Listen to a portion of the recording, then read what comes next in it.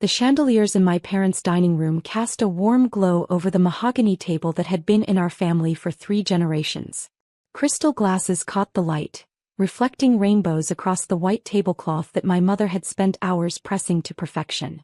The room looked like something from a magazine spread about elegant holiday entertaining, which was exactly the image my parents had always worked so hard to maintain.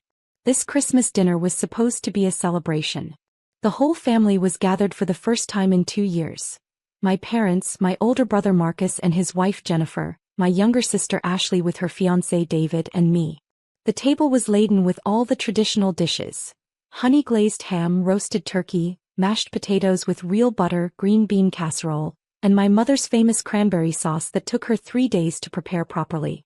But beneath the festive atmosphere I could feel the tension that had been building for months. Ever since I'd made my announcement about changing career paths, my family had been treating me like I'd committed some unforgivable sin against their expectations. "Elena, could you pass the gravy?" my mother asked, her voice carrying that particular strain I'd learned to recognize when she was trying to maintain appearances while internally seething about something. I handed her the crystal gravy boat, part of the wedding china set that had been passed down through her family, and watched as she carefully ladled the rich brown sauce over her mashed potatoes. Everything about my mother's movements was precise, controlled, designed to convey the image of a woman who had everything in her life perfectly arranged. "So," my father said, setting down his wine glass with a deliberate clink, "I think it's time we addressed the elephant in the room." The conversations around the table quieted. Marcus and Jennifer exchanged glances.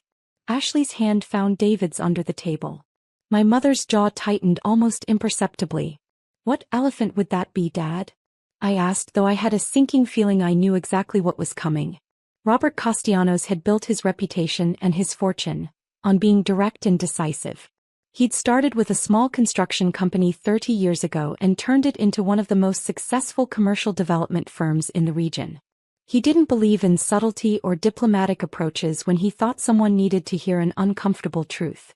"Your decision to throw away everything we've worked to build for you," he said, his voice carrying the edge that had intimidated business competitors and family members alike for decades. "Your choice to abandon a promising career in corporate law to chase some ridiculous dream about nonprofit work." I set down my fork carefully, trying to maintain my composure. "I didn't abandon anything, Dad. I made a career change that aligns with my values and interests." "Values?" Marcus scoffed from across the table. "Since when is financial irresponsibility a value?" My brother had always been the perfect son. Harvard MBA, successful investment banker, married to the daughter of another prominent business family. He'd followed every step of the path my parents had laid out for him, and he couldn't understand why I would choose differently. "Elena, dear," my mother said, her voice dripping with the kind of false sweetness she used when she was about to deliver a particularly cutting observation, "we've supported your little volunteer phase, but don't you think it's time to be realistic about your future?" "My little volunteer phase?" I repeated, feeling my temper beginning to rise despite my efforts to stay calm. "Working for that legal aid organization," Ashley chimed in. "I mean, it's nice that you want to help people, but you can't build a real life on that kind of salary." My younger sister had always been eager to align herself with whatever position would win her the most approval from our parents. She'd chosen a safe career in marketing for a family friend's company and was planning a wedding that would cost more than most people made in 2 years. "Actually," I said, "I'm not working for a legal aid organization anymore." The table fell silent. This was news to all of them. "What do you mean?" my father asked, his voice taking on a suspicious tone.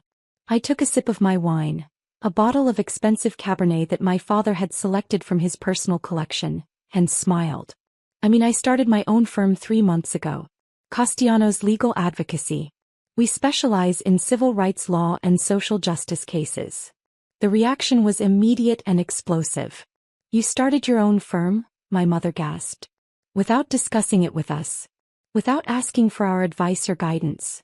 You used our family name?" Marcus demanded. "For some bleeding heart legal practice?"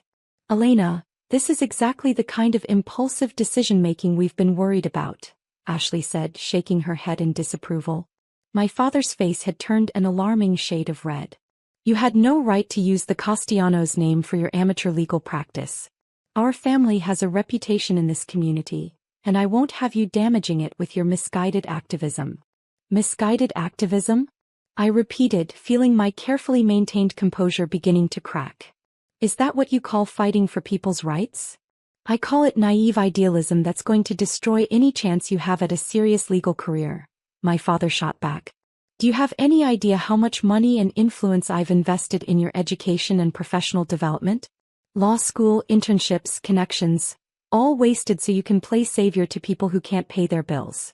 Jennifer, who rarely spoke up during family arguments, cleared her throat diplomatically. Maybe Elena just needs some time to get this out of her system. She could always go back to corporate law later. There won't be a later, my father said firmly. Not if she continues down this path. Elena, I'm giving you one chance to end this foolishness. Close down this so-called firm, apologize to the partners at Morrison & Associates for leaving without proper notice, and we can pretend this whole episode never happened. I stared at him in disbelief. You want me to close my law firm and go back to defending corporate interests?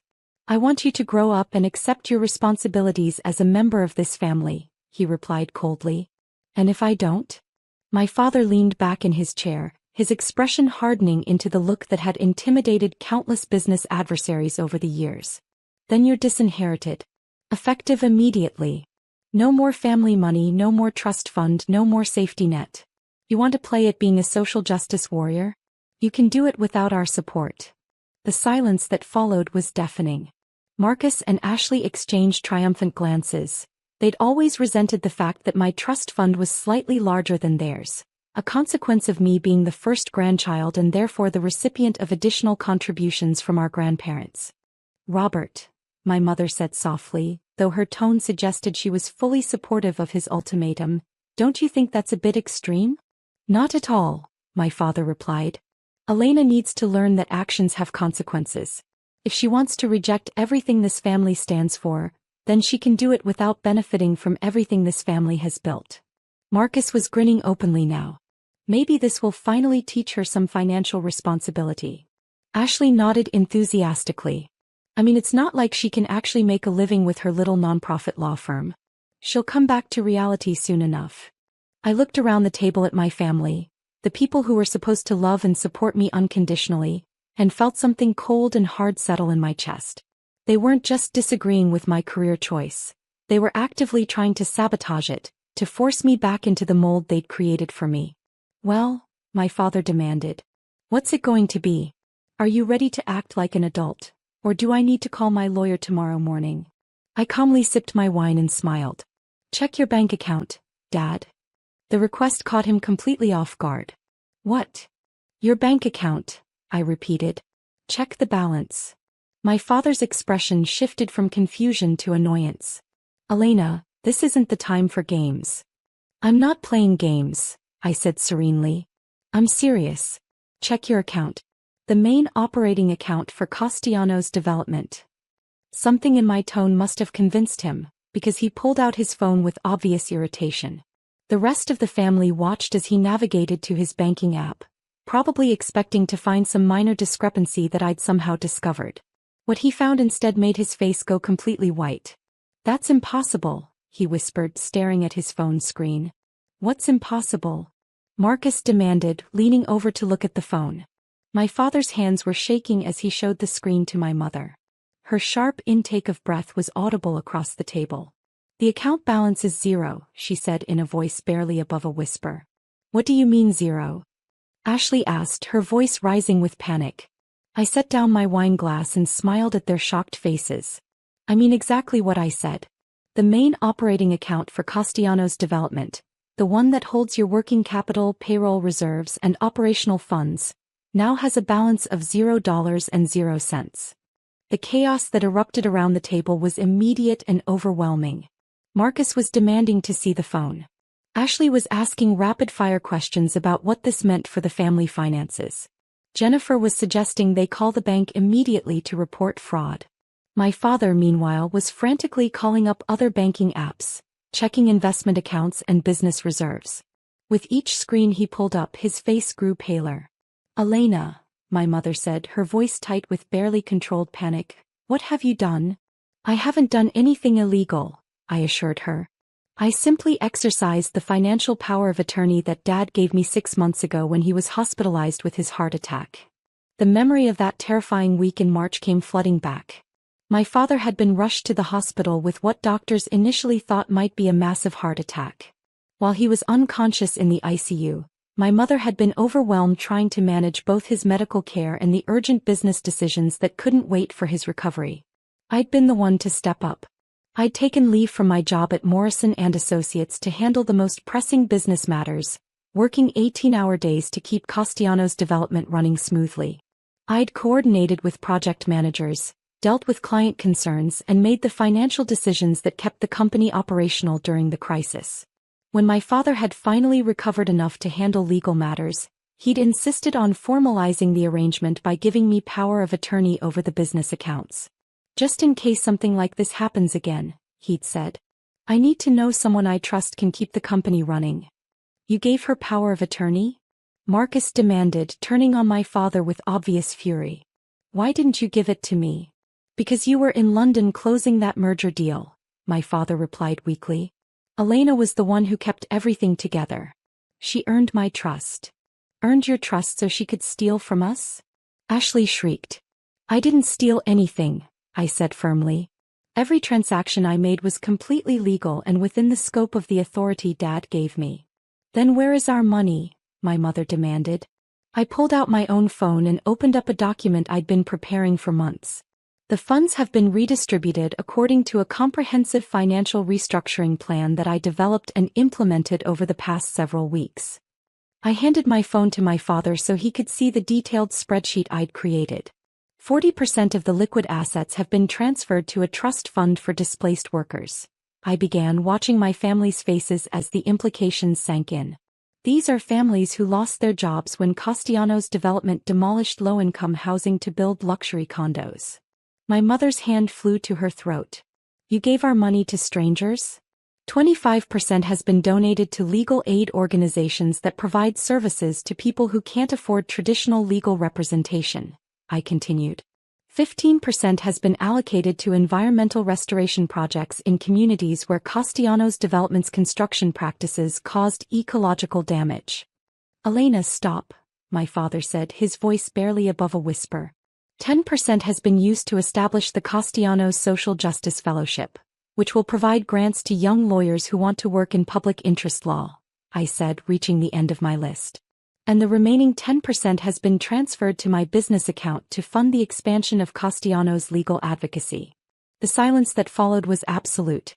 I could hear the grandfather clock in the hallway ticking, could hear the sound of cars passing on the street outside, could hear my own heartbeat in my ears. Finally, Marcus found his voice. You stole everything. You took our entire family fortune and gave it away to your pet causes. I redistributed resources that were being used to perpetuate systemic inequality, I corrected. Castellanos Development made its fortune by displacing poor families and destroying communities. I simply ensured that some of those profits went back to the people who were harmed. You destroyed us, Ashley whispered, tears streaming down her face. How could you do this to your own family? I looked at my younger sister, the woman who had just been celebrating the idea of me being cut off from family money, and felt a mixture of sadness and satisfaction. You want to know how I could do this? I asked quietly. I could do it because 6 months ago, when Dad was lying in that hospital bed, I realized that our family's wealth was built on a foundation of exploitation and harm. Every luxury condo we built meant a dozen families lost their affordable housing. Every commercial development meant a community lost its green space. I gestured around the elegant dining room with its expensive furnishings and artwork. All of this was paid for by making other people's lives worse. And I decided I couldn't be part of that anymore. My father was staring at the spreadsheet on my phone, his face gray with shock and what might have been the beginning of understanding. Elena, some of these donations, the Environmental Restoration Fund, the Displaced Worker Trust, these are addressing problems that our company created. Exactly, I said. I spent months researching every major project Castellanos Development had completed over the past decade. I calculated the social and environmental costs of our business practices. And then I allocated funds to begin addressing the damage we'd done. But you've bankrupted us, my mother said, her voice hollow with disbelief. I've liquidated the cash reserves, I corrected. The company still owns substantial real estate and has ongoing contracts worth millions. Castellanos Development isn't going out of business. It just can't continue operating the way it has been. I pulled up another document on my phone. In fact, I've developed a comprehensive business plan for transitioning the company towards sustainable development practices.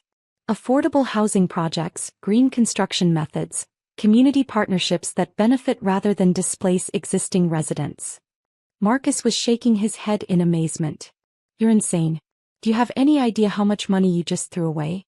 We could have been set for life. We were already set for life, I pointed out. And so were our children and their children. The question is whether we wanted that security to come at the expense of other people's basic human rights. David, Ashley's fiancé, finally spoke up. He'd been silent throughout the entire confrontation, but now he looked pale and shaken. Ashley, maybe we should postpone the wedding. If your family is having financial difficulties. We're not having financial difficulties, Ashley snapped at him. Elena just temporarily moved some money around. Dad will fix this. He'll get our money back. But my father was still studying the spreadsheet, and his expression was thoughtful rather than angry. Elena, this trust fund for displaced workers, how does it work? It provides temporary housing assistance, job training, and small business loans for families who were forced to relocate due to development projects, I explained. The goal is to help them rebuild their lives and find stable housing they can afford. And the environmental restoration? Soil remediation, tree planting, creation of community gardens and green spaces in neighborhoods where development projects removed natural areas, I said. Plus funding for renewable energy installations in low-income housing. My father was quiet for a long moment. Finally, he looked up at me with an expression I'd never seen before, something that might have been pride mixed with regret. How long have you been planning this? He asked. Since the day you gave me the power of attorney, I admitted. I started researching our company's impact and realized I had an opportunity to do something meaningful with the wealth that had been built on causing harm. You planned this entire confrontation, my mother accused. You knew we'd try to pressure you about your career choice. I hoped you wouldn't, I said honestly. I hoped that when I told you about starting my own firm, you'd be proud that I was using my law degree to help people. But when you threatened to disinherit me for choosing social justice over corporate profits, well, it seemed like the perfect time to show you that your money doesn't have the power over me that you thought it did. The rest of Christmas dinner passed in a haze of shocked conversations, angry accusations, and gradual acceptance of the new reality. Marcus and Ashley remained furious, convinced that I'd committed some kind of unforgivable betrayal. My mother alternated between horror at the financial loss and grudging admiration for the scope of what I'd accomplished. But my father surprised me. As the evening wound down and people began gathering their coats to leave, he pulled me aside for a private conversation in his study. Elena, he said, settling into the leather chair behind his desk, I need to understand something. When you made these donations, these transfers, were you trying to destroy our family's financial security? No, Dad, I said honestly. I was trying to transform it into something I could be proud of. He nodded slowly. The business plan you mentioned for transitioning the company towards sustainable practices, how detailed is it? I pulled out my tablet and showed him the comprehensive proposal I'd been working on for months. 64 pages. Market analysis, financial projections, case studies of successful sustainable development companies, proposed partnerships with community organizations. My father spent the next hour reading through my business plan, asking detailed questions about costs, timelines, and potential challenges. His questions were sharp and informed, the same kinds of analytical inquiries he'd always made when evaluating new business opportunities. This could actually work, he said finally, looking up from the tablet with something like amazement. The profit margins would be lower initially, but the long-term sustainability and community goodwill could make it more profitable than our current model. That's what my research suggests, I agreed. And you've been working on this alone? While managing your legal career and starting your own firm. I had help from some consultants, I admitted. Urban planning experts, environmental scientists, community organizers. People who understand how to build developments that strengthen communities instead of destroying them. My father leaned back in his chair, studying me with an expression I couldn't quite read. "Elena, what you did tonight, taking our money and redistributing it without permission. That was theft. You know that, right?" "It was redistribution of wealth that had been accumulated through harmful business practices," I corrected. "And I had legal authority to make those transfers." "Legally, yes. Ethically?" He paused, considering. "Ethically, you were using our family's money to address problems that our family's business had created. That's one way to look at it. Is there another way?" I met his eyes directly. "You could look at it as your daughter using the education and opportunities you provided to become the kind of person who fights for justice instead of perpetuating inequality." The silence stretched between us for several minutes. Finally, my father smiled. A real smile, not the forced expression he'd been wearing all evening. "Your mother is going to need time to adjust to this new reality," he said. "Marcus and Ashley, they may never forgive you." "I know. But Elena, I want you to know something. What you did tonight required more courage and conviction than anything I've ever done in business. I built a fortune by being smarter and more ruthless than my competitors. You're trying to build something better than a fortune." 3 months later, I received a phone call that I hadn't expected. "Elena? It's Dad. I've been thinking about that business plan you showed me." "Oh. I'd like to implement it. The transition to sustainable development practices. Would you be willing to work with me on restructuring Castellanos development?" I was sitting in my new office, a small but bright space in a renovated building that housed several nonprofit organizations and social justice advocates. Through my window, I could see the community garden that had been planted with funds from the environmental restoration project I'd established. "As a consultant?" I asked. "As a partner," my father said. 50-50 ownership. You handle the legal and community relations side, I handle the construction and business management. We build developments that help communities instead of destroying them." I thought about the offer for a long moment.